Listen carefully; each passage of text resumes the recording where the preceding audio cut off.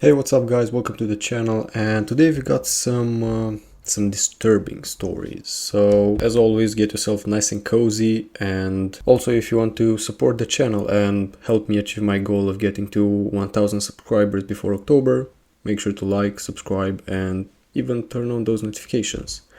So yeah, enjoy. I'm a private detective in Slovakia. There's a reason why I stay away from the woods. Submitted by Mike Jesus. I had spent all night chasing ghosts and had a hangover to prove it. Were it not for the shrill ring of the telephone, I would have slept for the whole day. "It's noon," the kid said over the wire. "You planning on coming to the office today?"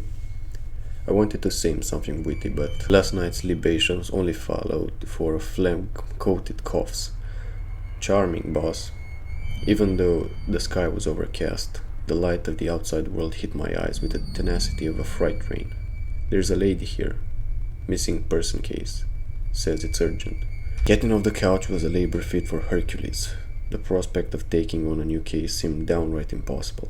In this economy, however, those that are work shy end up on the street. Once I whizzed off the midnight gin and got my footing, I told the kid I was on my way. Her figure only accentuated her nervousness. She was a scientist type, all skin and bone with specs that magnified her eyes to the realm of cartoon characters. When I offered her a cigarette, she declined. When I asked her if she'd mind me tarring up my lungs while we discussed the case, she didn't say anything. She just dodged each puff of smoke with a faint look of disgust. The missing person was Thomas Keynes, a fellow wildlife researcher. He was stationed up near the Polish border, observing the denning habits of the Carpathian lynx. Thomas was staying up in the cabin with a lady friend of his. The first 2 weeks of reports he sent back to home base were fairly sparse, probably on account of his female companion. Last night, however, he sent out a frantic message about seeing flying snakes. When asked for clarification in the morning, there was no response. His research outpost had gone into complete radio silence. I didn't make a show of asking why she came to me and not the police. I already knew the answer. The cops didn't go into the forest. Sure, if there was a missing person report, they would check eventually, but they would take their sweet time with the paperwork. The journey would take the state boys a week at least. If the client wanted quicker results, they came with a premium. I do my best to stay out of the woods. Urban life is predictable. Its rhythm is steady and reliable. If things ever go tits up on a job, there's a decent chance a civilian will call the state boys to get you out of the clinch. As loud and crowded as the city might be, there's an air of safety in it. Nothing of that sort exists in the wilderness. You're either on your own or you're surrounded by things you can't negotiate with. I do my best to stay out of the woods, but I was a month behind paying the kid. His family and all, but both of us are aware he could be making better money in the tech sector. Knowing that even blood will eventually come to reclaim debts, I told the scientist broad I would look into her missing colleague. I gave the kid some of the upfront cash and kept the rest for petty spending. While I made my way up to the cabin, he'd dig around the net for more information about Thomas Keynes and his mysterious female companion. It was a 45-minute drive through the hilly country where the radio signal strains. The longer I spent behind the wheel, the worse the sky looked. I feared getting washed off the road into a fiery death below, but mercifully enough, the rain didn't start in earnest until I reached the village. It was the last bastion of civilization before Keynes' cabin. I didn't want to go into the woods without any upfront intel. Figured the best place to loosen tongues would be at the village pub. The outside of the establishment had a veranda sheltered by a large tarp, bearing the name of a beer that's been off store shelves since before the country split. The series of worn benches outside of the pub were completely empty, with the exception of a scrawny redhead that couldn't have been older than 19. He had no appetite for words. His attention was solely focused on the mug of stale beer and shot glass of Slivovitz he had in front of him. The young buck seemed to be going through some internal crisis I wasn't privy to. Not wanting my shoes to get wet, I left him to it and went to order a drink. The pub was filled with a thick curtain of cigarette smoke and the unmistakable scent of manure. An island of mud and grime covered what remained of the doormat and then spread out in dirty tendrils to the tables at which the farmers sat. The tablecloth was of tartan plastic and the walls were covered with folk illustration which decried the evils of alcoholism with a wink and a nod. When I entered the pub's all-male clientele was focused on the rerun of Commissar Rex, on the battered CRT above the fireplace, but their attention quickly turned. Their eyes were far from kind. Even though I was an unwelcome guest to their rural clientele, the bartender seemed to be happy for a new customer. I took a seat at the bar and ordered a beer. Seeing the faded remnants of lipstick on my glass, I ordered a shot of Slivovitz for disinfectant. I wasn't worried about the state boys making me blow. They stick to the highways in cities. The drinking laws in the sticks are considerably more improvised. Once I had thoroughly cleansed my digestive tract with the liquor, I got to chatting with the bartender. The man had the friendliness his occupation required of him. He was quick to recall Thomas Kins and his companion. The Brit and the American woman had indeed stopped by a couple of times. The bartender claimed. Touchy couple but polite enough. Bought a bottle of Slivovitz a couple days back. Kins even spoke a bit of Slovak. Asked something about flying snakes. At the mention of flying snakes, a gust of forced laughter escaped from the table behind me. By the time I turned my chair, the rest of the patrons uneasily joined in. "Excuse me for eavesdropping," said a heavy-set man who sat at the head of the table. Unlike the rest of the clientele, his clothes showed no signs of labor or mud. The foreigner was asking about a little rumor that has sprouted in the village. A snake fell out of the sky last autumn right outside the church. Quite the stimulating event for our little community. All sorts of theories were floating about. Luckily, nothing nefarious was at play. Turns out a stork just made its nest in the church tower. Clumsy bird had all us worried. There's no article here, if that's what you're looking for. "I'm not a journalist," I said. "I'm a private detective, looking into the disappearance of Thomas Kins and his partner. Fero Halzin, mayor of this humble settlement," the heavy man said, getting up. His clothes were clean, but his palms had the blisters of lifelong labor. He shook my hand as if he were trying to squeeze the life out of it. "I assure you, no one in this pub, or this village, knows anything about the research. As a representative of the people, I would also advise you to not upset the local population with questions. If the state police want to discuss matters with us, they are more than welcome to visit." The tone in his voice suggested that I leave. The glares from the rest of the table only punctuated that suggestion. Not wanting to end up rotting in a ditch somewhere, I took the unspoken advice to heart. I drank as much of the bitter beer as my stomach could handle, put my money on the bar, and left. I was set on getting in my car and driving up to the cabin, but I paused before going back into the rain. The red-haired youth sitting on the veranda had polished off his shot of Slivovitz and was about halfway done with his beer. He was doing his best not to meet my gaze. Sensing the loose thread of mystery, I turned to him. "Hey, friend," I said, with as much cheer as my hangover would allow. "You know anything about the scientist up in the hills?" The youth recoiled at the sound of my voice. He said he didn't know anything about any scientist. What he did know, though, was that the hills were no place for a man from the city. There were no place for a man at all. With that, he got up and retreated into the rain. I didn't notice it when I first saw the youth, but there was a strange bracelet around his wrist. Chunky, metal, jagged. I watched it as he walked away from me, trying to figure out what it was. My theorizing didn't last long. Soon, my cell rang with new information. Did some digging on Thomas Kins' companion. The poor reception muffled the kid's voice, but I could hear him fine enough to understand. Veronica Mueller, 28, project manager at a headhunting firm on the East Coast. Past 20 posts on Insta are the Slovakian countryside. More importantly, though, there's an interesting charge on her credit card from yesterday. The farmers inside had turned their attention back to Commissar Rex. I figured I was safe for a cigarette. "Well, don't leave me hanging," I said, lighting up. MA 866, Morona Air.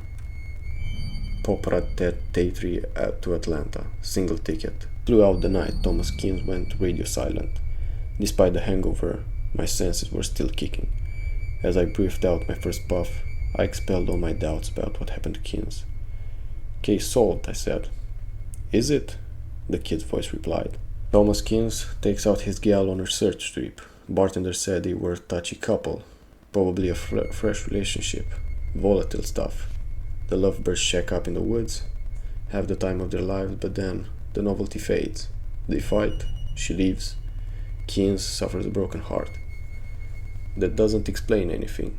What about radio contact? What about the flying snakes? They drink rough stuff here.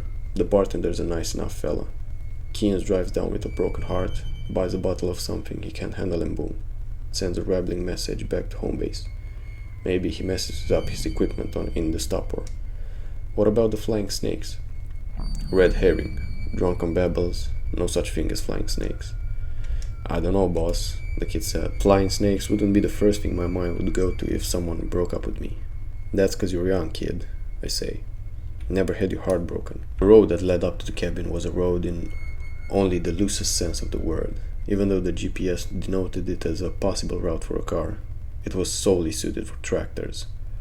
The rain turned the packed earth into slippery mud and threatened to send me sliding into the tree line. But the old motor persevered. By the time I could see the cabin, the GPS had nothing to say. The signal had faded into obscurity. Seeing the truck parked by the cabin gave me a sense of calm. If the car was still there, the chances of Thomas Keynes being in the area were solid. For a moment, I congratulated myself on my detective skills. The closer I got to cabin, however, the more my theory started to falter. If what transpired between Thomas Keynes and Veronica Müller had indeed been a domestic scuffle, it was one for the history books. The truck was the one thing that seemed untouched by violence. The door to the cabin was knocked flat off its hinges. The windows were jagged portals of smashed glass. Down by an apple tree, just a dozen meters away from the cabin, lay a broken internet router. The question of why the cabin had gone radio silent was answered, but my theory about Keynes' broken heart was starting to crumble. The router wasn't smashed up in drunken rage. The plastic was bent and cracked inwards, as if it had been squeezed. I doubted that Keynes could crunch the piece of tech with his bare hands. I was starting to doubt whether it had been destroyed by a man at all. One look inside of the cabin whipped away all my questions about the router. Thomas Keynes was curled up in a fetal position next to a smashed up fireplace. He was dead. He was very dead. The sight of the cabin and state of the router cast doubt on my initial theory of Keynes' broken heart. The state of his corpse completely blew it out of the water. His skin was a purplish hue and his bloodshot eyes were bulging out of his skull. Were I not told that he was still communicating with the outside world 48 hours ago, I would have presumed he'd been dead for at least a week. Past the swelling of his discolored flesh, however, I could see the dents of teeth marks, snake bites. Suddenly, the idea of flying serpents didn't seem like a red herring. It seemed entirely too real. I took out my phone to update the kid. The lack of signal shot an involuntary wheeze out of my lips.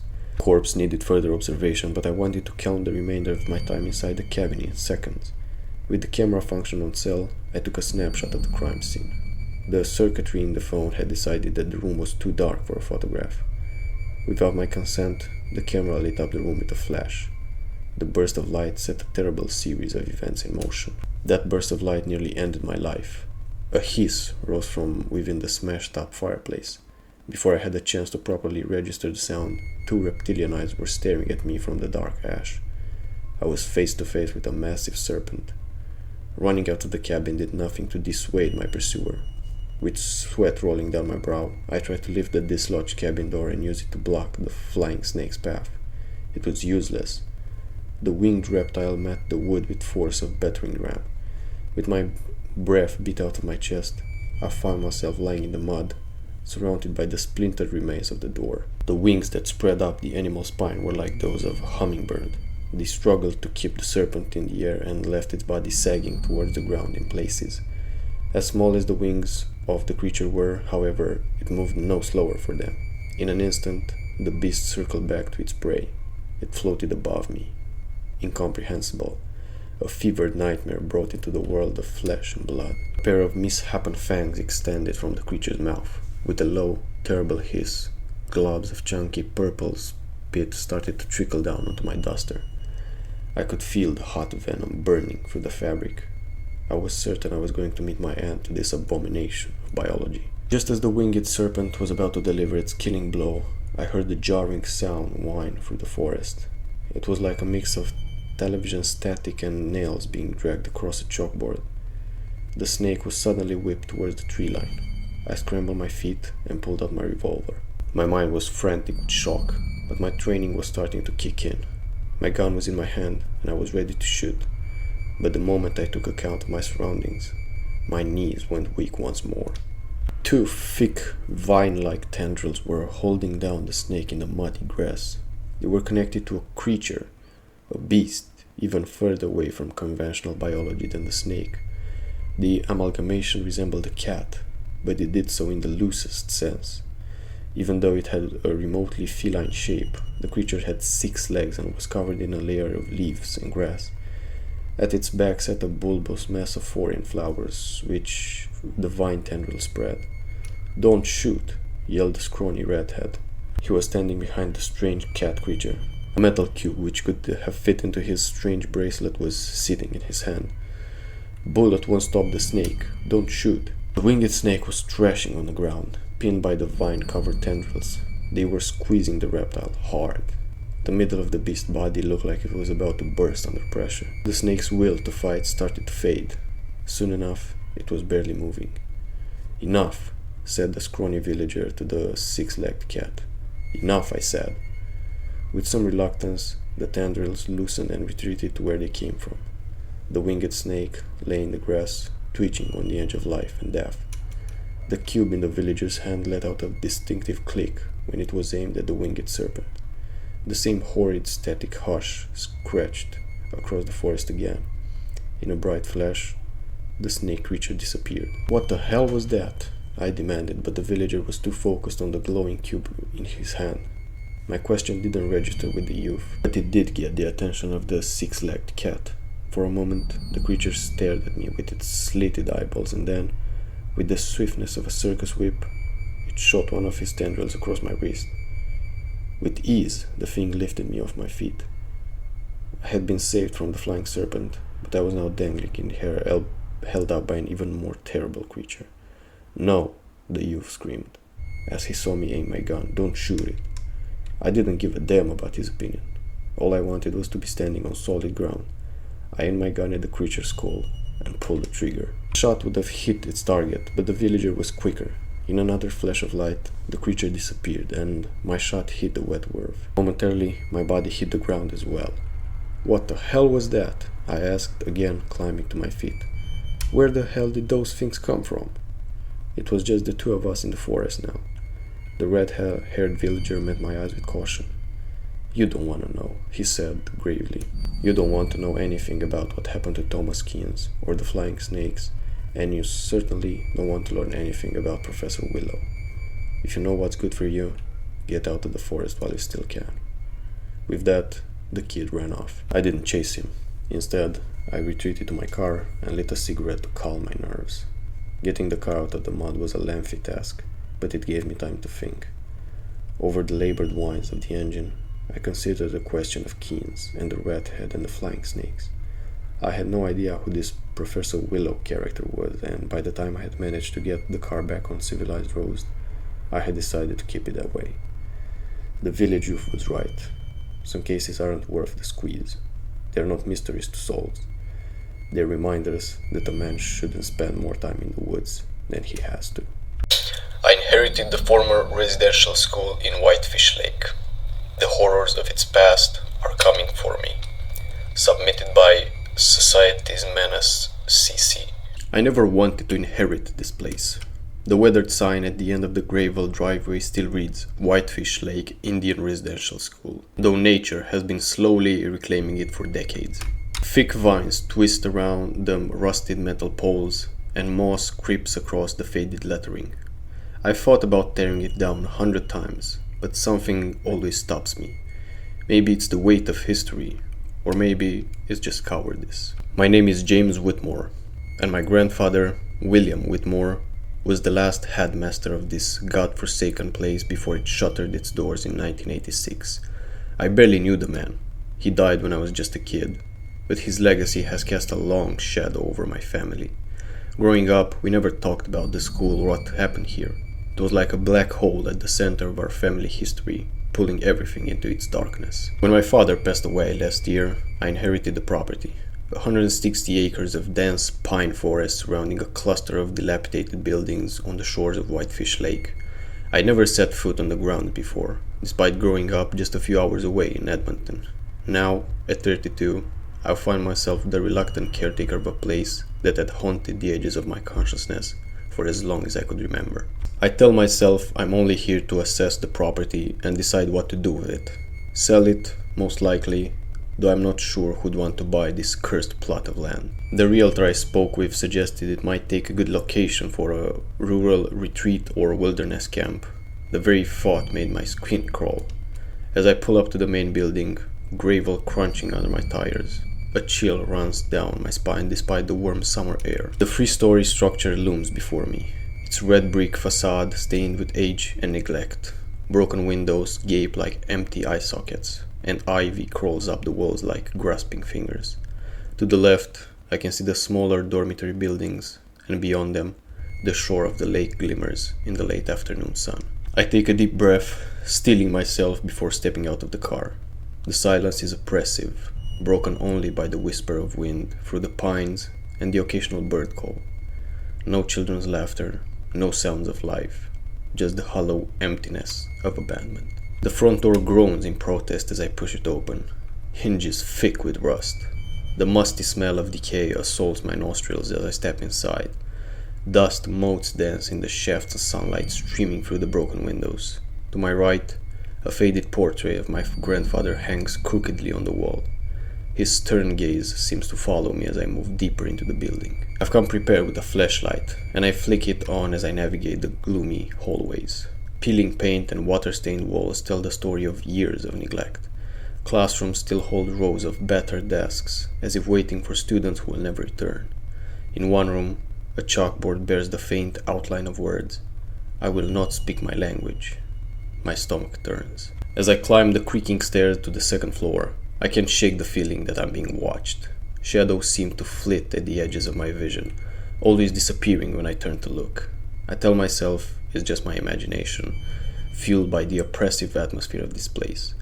But the prickling on the back of my neck tells a different story. The administrative offices are on this floor, and I make my way to what must have been my grandfather's. The door is locked, but the wood around the handle is rotted. With a firm shove, it gives way. The room is like a time capsule. Dust-covered filing cabinets line the walls, and a massive oak desk dominates the center of the space. Behind it, a portrait of Queen Elizabeth II hangs askew. I approach the desk, running my fingers over the smooth wood. This is where he sat, where he made the decisions that shaped, and often ruined, so many young lives. I tried the drawers, but they're locked. In frustration, I yanked harder on one, and to my surprise, the lock gives way with a snap.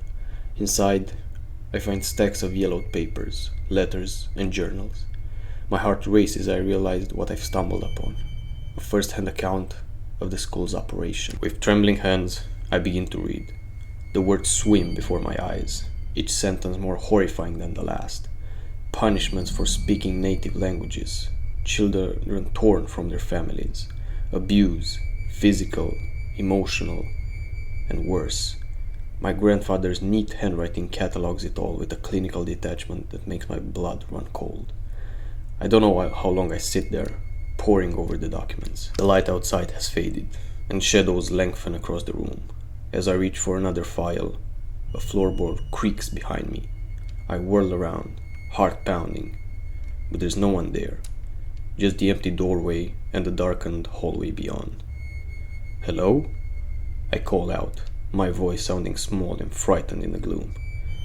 No response, just the settling of the old building around me. I shake my head, trying to calm my nerves. I'm alone here. There's no one else. But as I turn back to the desk, I freeze. The papers I'd been reading are gone.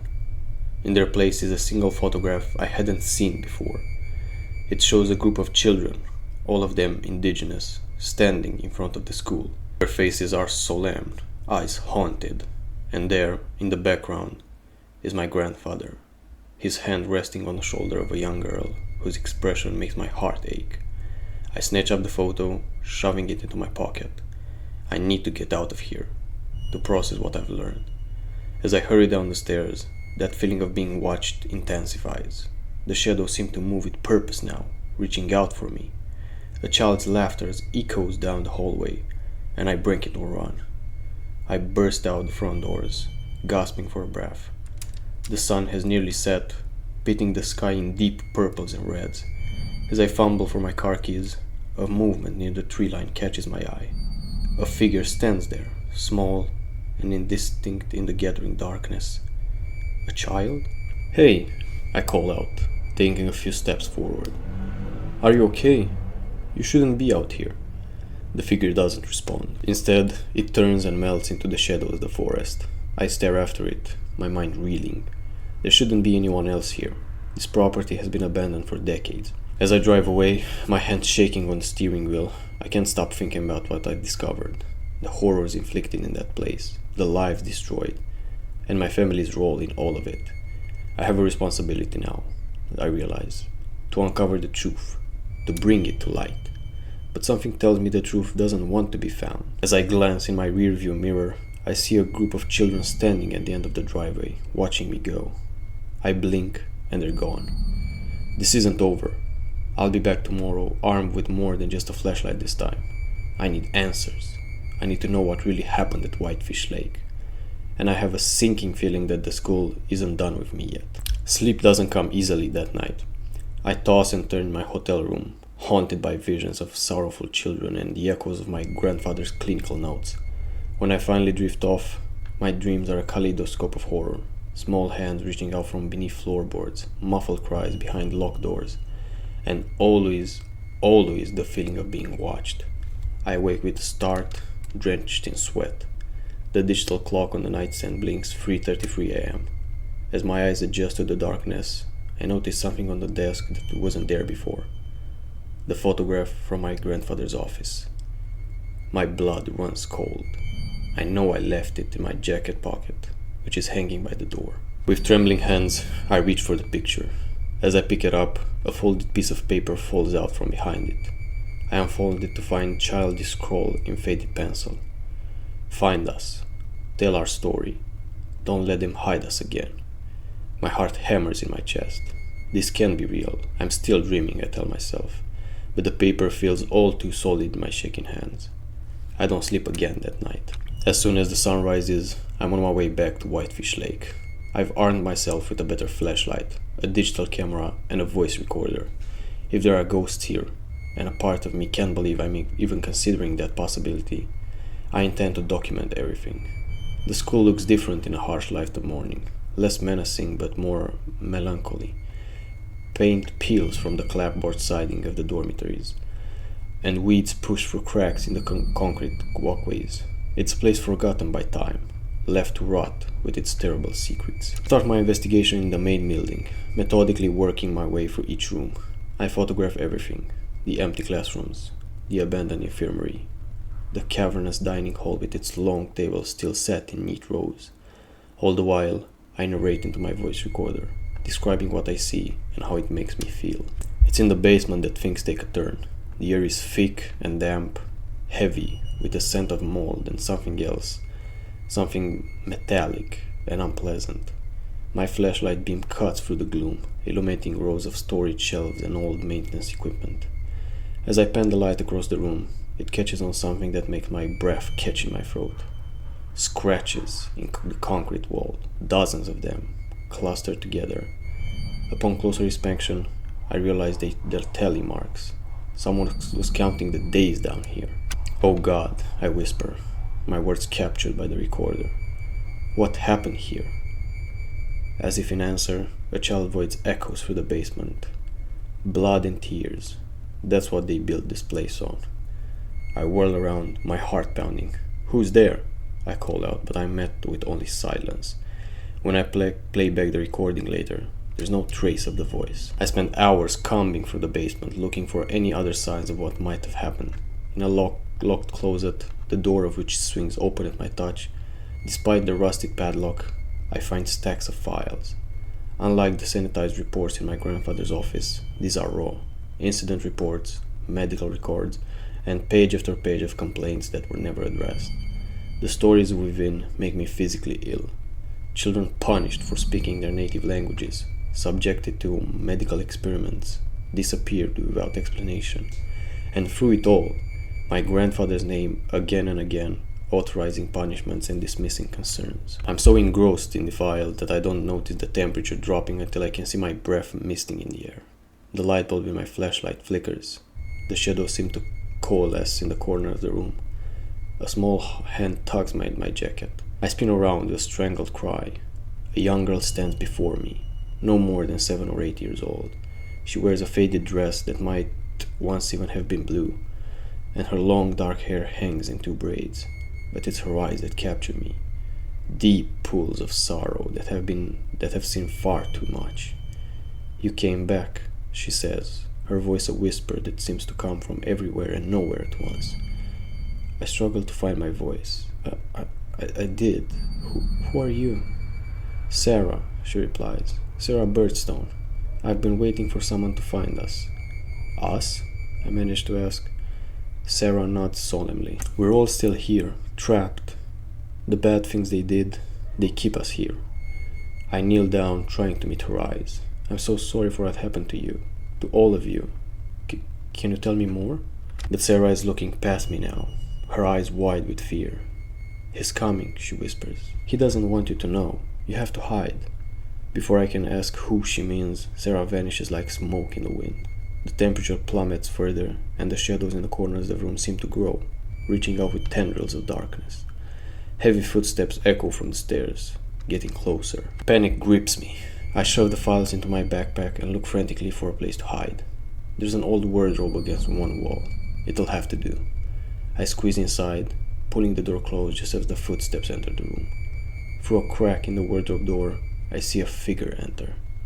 It's a man, tall and broad-shouldered, wearing the stern uniform of a school administrator from decades past.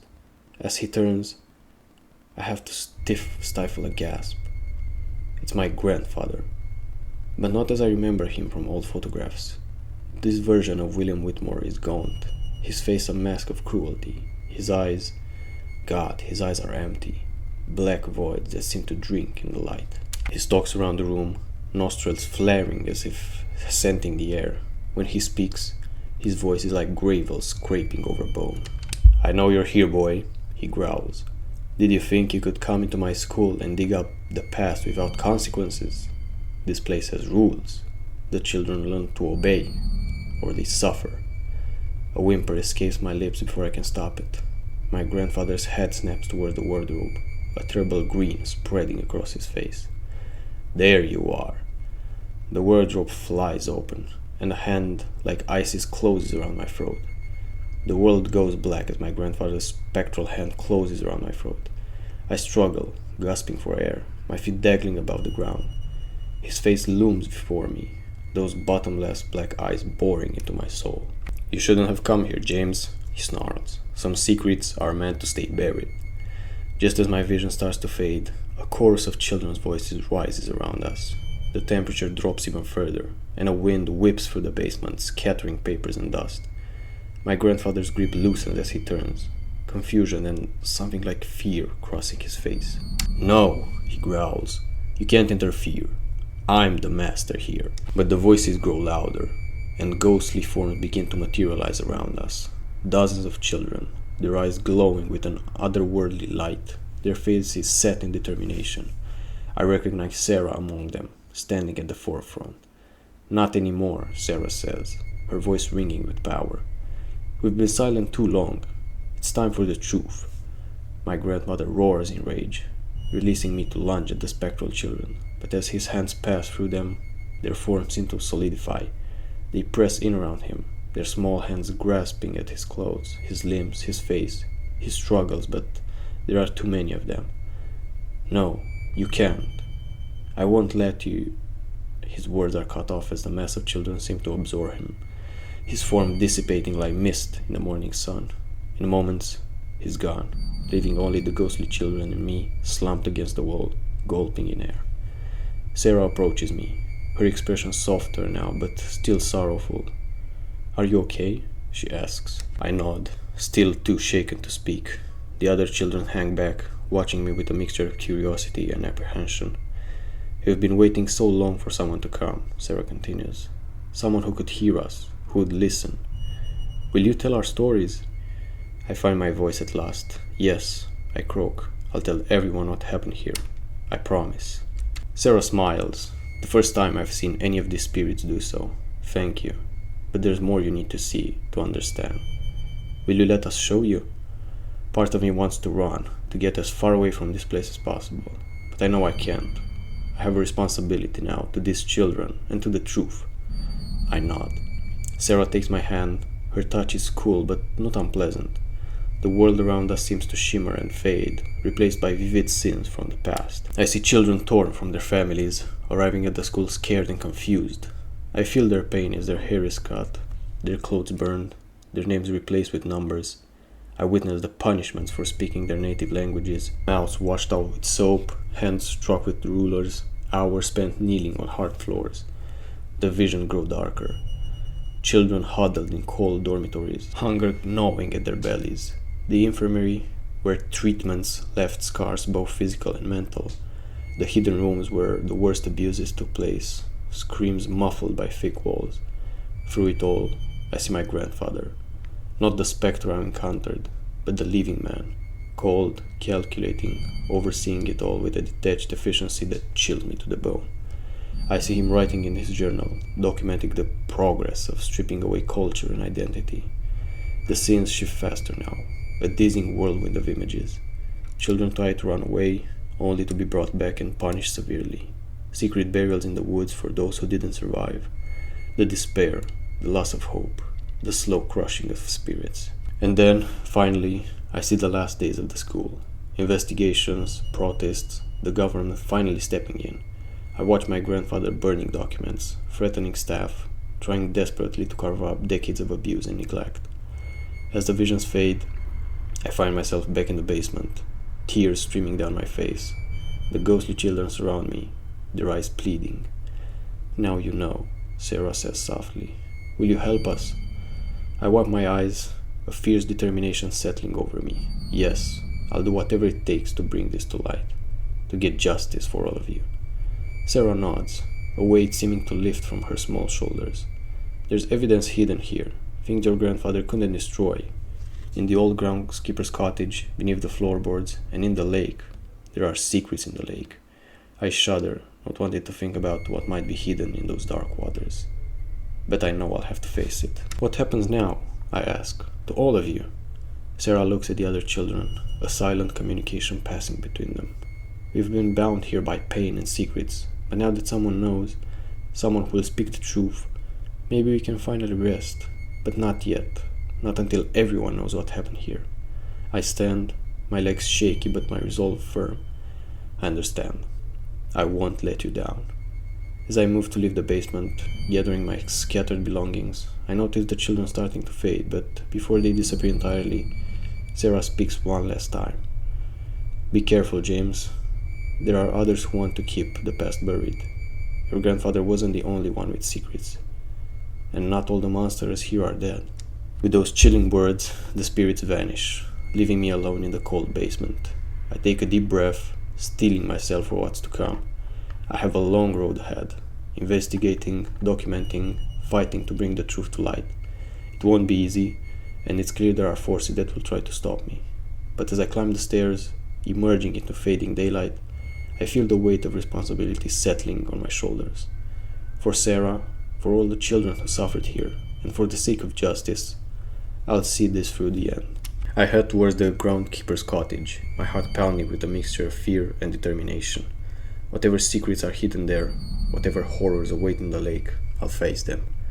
The truth of Whitefish Lake Indian Residential School will be revealed, no matter the cost. The next few weeks blur together in a frenzy of investigation and revelation. The groundskeeper's cottage yields a trove of hidden documents, financial records showing embezzlement, correspondence revealing a network of complicit officials, and most damning of all, a ledger listing children who had disappeared from the school's records. But it's what I find in the lake that truly breaks me. On a misty morning, I hire a local diver to explore the murky depths.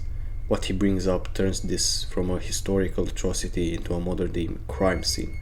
Small bones, weathered by time and water, but unmistakably human. Children's shoes, dozens of them, weighed down with rocks, and sealed plastic containers holding waterlogged documents, more evidence my grandfather had tried to destroy. I alert the authorities. Within days, the property is swarming with police, forensic teams, and investigators.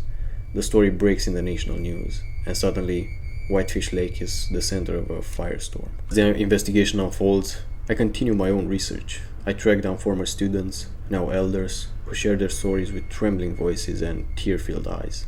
I comb through archives, piecing together the broader context of the residential school system and my family's role in it. It's during one of these late-night research sessions that I have my final encounter with the supernatural. I'm in my hotel room, surrounded by papers and laptop screens, when the temperature suddenly drops. I look up to see Sarah standing before me, but she's not alone. Dozens of children stand with her, their forms more solid and peaceful than I've ever seen them.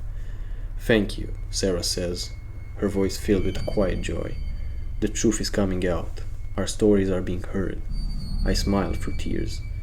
"I promised I wouldn't let you down." "You've done more than that," another child says. "You've given us peace." As I watch, the children begin to glow with a soft light. One by one, they fade away. Their face is serene. Sarah is the last to go. "Our time here is done," she says, "but please, don't forget us." "Never," I promise. "I'll make sure the world remembers." With a final smile, Sarah disappears, and warmth returns to the room. For the first time since this all began, I feel a sense of peace myself. The aftermath is long and painful.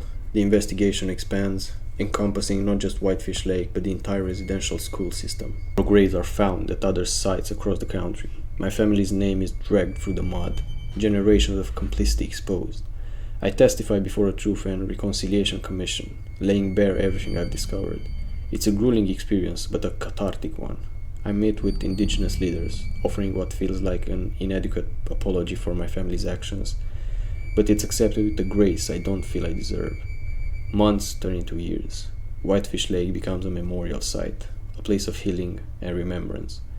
The buildings are torn down, and in their place rises a beautiful garden, with a central monument listing the names of every child who suffered there. I use my inheritance, money built on the suffering of innocents, to establish a foundation supporting indigenous education and cultural preservation. It's a small step towards making amends, but it's a start.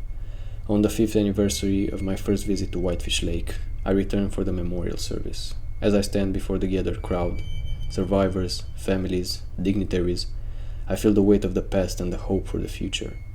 We cannot change what happened here, I say, my voice carrying across the silent gathering. But we can honor those who suffered by telling their stories, by facing the truth of our history, and by working towards genuine reconciliation. The children of Whitefish Lake and all the residential schools will never be forgotten again. As I speak, a warm breeze rustles through the memorial garden. For just a moment, I swear I see Sarah standing at the edge of the wood smiling. Then she's gone, finally at peace. The legacy of Whitefish Lake will always be one of pain and injustice, but now it's also a testament to the power of the truth, the importance of remembrance, and the possibility of healing. The secrets of the past have been brought to light, and in that light, we can begin to forge a better future. As I lay a wreath at the memorial, I make one final, silent promise to Sarah and all the children who suffered here. Your stories will be told, your lives will be honored, and your spirits will guide us toward a more just and compassionate world. Whispers of Whitefish Lake have become a chorus of remembrance, echoing across the country and through time. And I, James Whitmore, once the inheritor of a dark legacy, have found my purpose in amplifying those voices and working towards a future where such atrocities can never happen again. My childhood friend asked if I remembered the man in the chimney, submitted by relative tourist 7974. It was late autumn, and a heavy downpour raged outside. I was sitting on the couch, watching an old film that was meant to help me escape the chaos of daily life. The rain drumming on the windows created a monotonous, soothing backdrop. The warmth of the apartment and the soft hum of the film slowly lulled me into a state of blissful relaxation. Suddenly, however, my moment of peace was interrupted by the sound of my phone ringing. I glanced at the screen and saw a name I hadn't seen in years. Henry. "Hello?" I answered hesitantly, wondering what could have prompted him to call now. Hi Tom, it's me, Henry. We haven't seen each other in a long time. Do you have a moment to meet up?" His voice carried an unsettling tone. something that made my heart race. "Of course, Henry, is something wrong?" I asked, trying to hide my surprise. "This isn't a conversation for the phone," he said, his voice filled with concern. Something in Henry's voice told me this wasn't just about catching up on old times. We arranged to meet at a small cafe that we both remembered from our youth. It was a place we frequently visited before our paths diverged. I waited there, watching the raindrops fall, until I finally saw him entering. Henry looked different from how I remembered him, pale, with deeply set eyes, and something unsettling in his movements. We sat across from each other, and I ordered coffee, trying to control my thoughts. "What's going on, Henry? You look like you've seen a ghost," I said with a slight smile that quickly faded when I saw his expression. "Tom, I need to tell you something. Something that's been tormenting me all this time," he began, his voice trembling. Do you remember the man in the chimney?" I knew this would be a difficult conversation.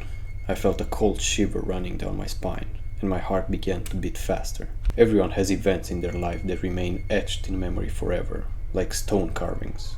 For me, such a memory was the summer camp I attended with my best friend Henry when we were 11. It was a time of carefree laughter and fun, but those days also hid something dark, something related to an old wooden cabin in the middle of the forest. The cabin had a high, gloomy chimney that still haunts my dreams. It was many years ago. Henry and I were excited about the prospect of 2 weeks of adventures, away from everyday life. The camp was deep into the woods, in a place where civilization seemed to have forgotten about its existence.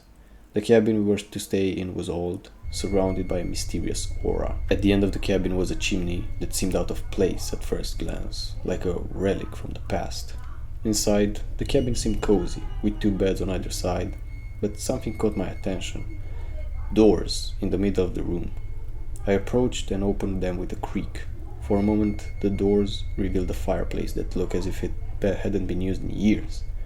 Confused, I closed the doors and resolved not to open them for the rest of the camp. The days passed with us exploring the area, swimming in the lake, and sitting by the campfire in the evening. The cabin was charming by day, but at night, when darkness fell, it turned into something entirely different. Shadows danced on the walls, and the wind whistled through the gaps, creating strange, unsettling sounds.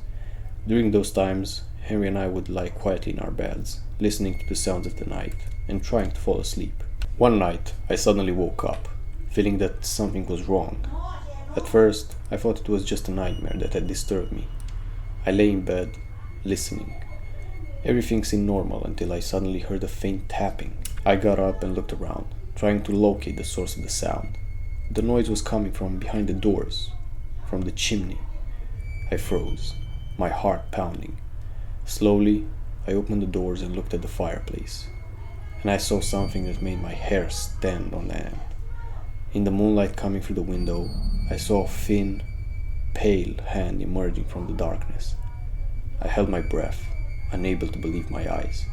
The hand moved slowly, as if searching for something in the darkness, then suddenly retreated, disappearing into the depths of the chimney. "Henry, wake up," I whispered, gently shaking my friend. Henry opened his eyes, looking at me in confusion. "What's wrong?" he asked, rubbing his eyes. "I saw something in the chimney," I replied, pointing to the spot where I had just seen the hand. Henry looked at me skeptically, but got up and approached the fireplace. "There's nothing here, Tom," he said after a moment, peering inside. "Maybe you just had a bad dream." But I knew what I had seen. That night, I couldn't sleep, listening and staring at the chimney. The following days were spent as usual, playing, hiking, and telling stories by the campfire. But at night, I was always on edge, fearing that what I had seen would return. On the last night of camp, when everyone was asleep, I heard something even more terrifying. It was a whisper, soft and barely audible, as if someone was speaking to me from the depths of the chimney. I moved closer, and the voice became clearer. I pressed my ear to the door, and then I heard it. "Don't peek." I froze with fear, and my mind screamed at me to run, but my legs wouldn't move. Henry eventually woke from his restless sleep, interrupted by my unsettling sounds. He got out of bed, his movement full of irritation. His sleepy eyes looked at me with frustration, and his posture was tense. "Tom, what are you doing in the middle of the night?" he asked, his voice showing annoyance. I couldn't respond, just staring at those cursed doors. At the moment, the whisper ceased, replaced by scraping sounds coming from inside the chimney. "Look, Tom, it's just your imagination. You'll see that there's nothing there," Henry said, approaching the chimney doors, holding a flashlight that barely illuminated the darkness inside. He opened the door to the room with the fireplace, and an immediate cold draft filled the room. Henry entered the room and shone the flashlight into the chimney. Henry stood still for a few seconds, his eyes wide open, and his face was as pale as paper. His breathing became rapid and shallow, and his body trembled with fear. I saw his hand starting to shake, and the flashlight barely held in his grasp. It seemed his mind couldn't process what he saw. Suddenly, Henry ran out of the room, but before the doors of the room with the fireplace could be slammed shut, I felt something cold and sinister brush past. Before Henry closed the door, I saw a hand emerging from the darkness of the chimney. The hand was shockingly pale and emaciated, with long, terrifying claws that seemed to cut through the darkness. Henry spent the rest of the night huddled in a corner of the cabin. Never told anyone about what happened that night. As far as I know, Henry did the same, although we hadn't agreed to keep it a secret. I never learned exactly what happened that night, but I knew the truth. Henry, who had called me this evening, after we finished school, our paths diverged, and I hadn't seen my friend for many long years, until tonight. Do you remember that dreadful evening? That's when our lives changed forever, especially mine. When that evening I shone the flashlight into the chimney and saw... "What did you see?" I asked, concerned. I saw a humanoid, emaciated figure with black eye sockets. It was rushing towards me. There was really something there, you understand? I know your nightmare probably ended at night, but mine just began. Ever since I hear whispers and scraping sounds coming from the chimney at night, but for some reason, only I hear them. I was probably the only person who didn't think he was crazy. I was there with him. I saw that dreadful hand. I'm going to that old cabin tomorrow. I can't stand it anymore. I need to end it. It occurred to me that I was probably seeing Henry for the last time. He got up from the table without a word and left the cafe. However, a few days later, I started hearing scratching sound in the chimney. So yeah guys, hope you enjoyed today's stories. If you did, leave a like, maybe even subscribe to show your support. And by the way, if you have an interesting story like this, make sure to leave it down in the comments, and if it's interesting enough, I'll even feature it in a future video. So have a good one. Peace.